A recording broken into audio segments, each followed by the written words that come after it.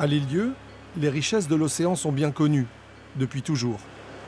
Les ressources de la terre, un temps mises de côté, ont fait leur retour et l'activité agricole est bien là. Mais voici qu'à l'élevage et au maraîchage vient s'ajouter une toute nouvelle expérience, le vin. On attaque le deuxième jour de cueillette. Et puis les raisins sont plutôt beaux, plutôt mûrs. Et puis en plus, on a une belle semaine pour faire les vendanges, donc on est plutôt content. L'esprit de cette aventure repose sur l'amitié, pour l'achat et le défrichage du terrain, comme pour les vendanges. C'est votre métier ?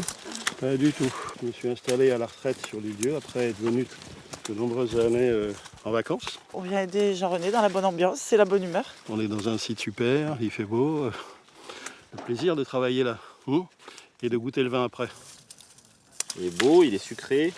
Jean-René fait des super vins, donc c'est sympa de participer à un beau produit comme ça.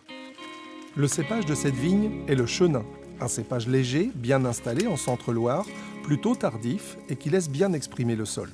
On lui retrouve un côté iodé alors par rapport à l'idée de faire planter une vigne sur une île. On trouvait que c'était plutôt sympathique. Il y a 30 ans, c'était inenvisageable. Maintenant, on voit bien le climat a changé et donc on arrive à avoir une maturité même sur l'Île-Dieu. Ce vigneron professionnel de Champagne, amoureux de l'Île-Dieu, est venu avec sa petite équipe et sa petite balance. On pèse chaque caisse et on rassemble les raisins par 150 kg. Et on sait que 150 kg vont nous donner 100 litres de jus. Au total, près de 5 tonnes de raisins ont été récoltés pour obtenir 3000 litres de jus après pressage. C'est un pressoir qu'on a récupéré en Champagne.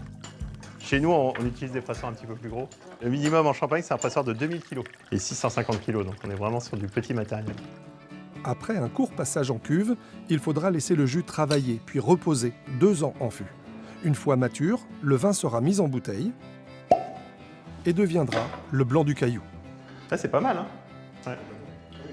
Et là, ce côté un peu iodé, un peu salin. Ouais.